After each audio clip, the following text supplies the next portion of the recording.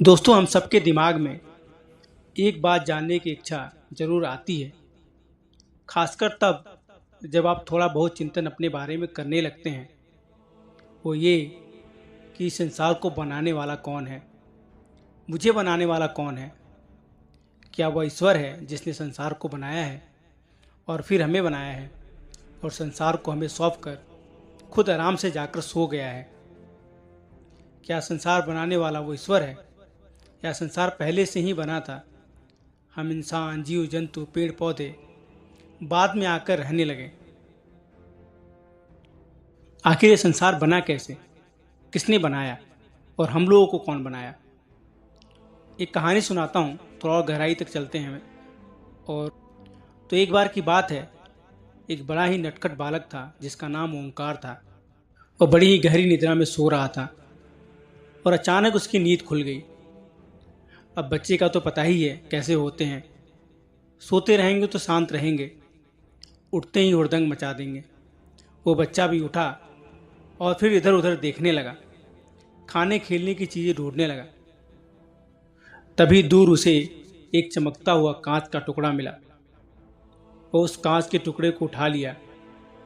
वह कांच का टुकड़ा कोई ऐसा वैसा कांच का टुकड़ा नहीं था, वो एक जादुई कांच का टुकड़ा था।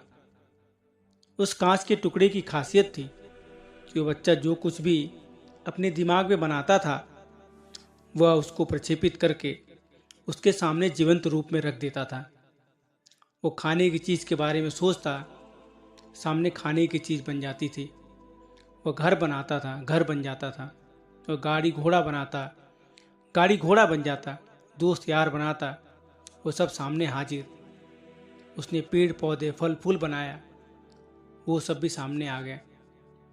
जहाँ तक उसकी सोच जा सकती थी, नदी नाले समुद्र पर्वत, सूरज चांद, देव दानव, आकाश पाताल, स्वर्ग नरक सब बनाते चले गए। उसने जीवन के बाद की भी परिकल्पना की, वो भी बन गया। जन्म पुनर्जन्म, पाप का फल पुण्य का फल, सब कुछ बनता चला गया। अब कभी वो खुश हो जाता, चारों तरफ खुशी ही खुशी आ जाती।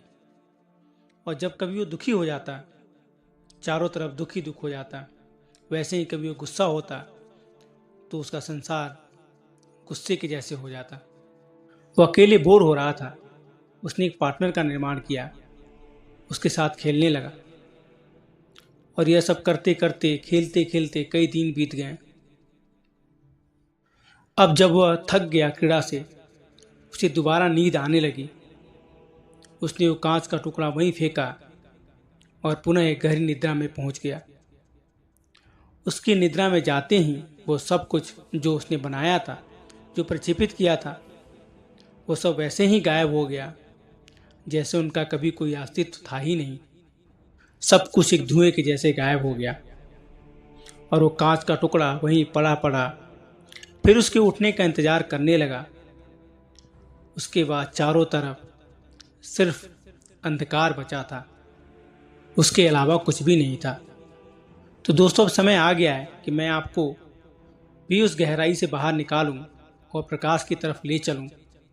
दोस्तों, मैं आपसे पूछता हूं कि आपको इस कहानी के जरिए क्या मालूम पड़ा? आपको इस संसार के बारे में क्या पता चला? किसने बनाया है संसार? क्या ईश्वर ने बनाया? अगर आप इशारे मात्र से समझ गए हैं कि संसार क्या है तो आपको प्रणाम। और अगर आप नहीं समझ पाए हैं तो कमेंट बॉक्स में बताइए, मैं और डिटेल में बनाऊंगा और आपके सामने आऊंगा। तब तक के लिए राधे राधे।